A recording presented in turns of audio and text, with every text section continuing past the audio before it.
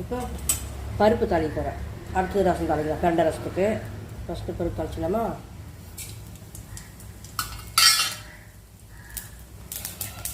இது வந்து காஞ்ச மிளகாய், கடுகு, உளுத்தம்பருப்பு, சீரகம் தான் மெயின் இருக்குது. கருவேப்பிலை போட்டுக்கலாம்.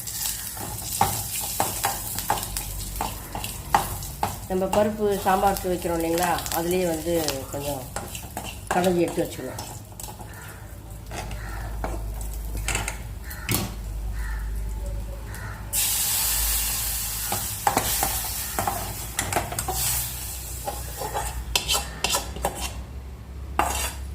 அவ்வளோதான், பருப்பு ரெடி.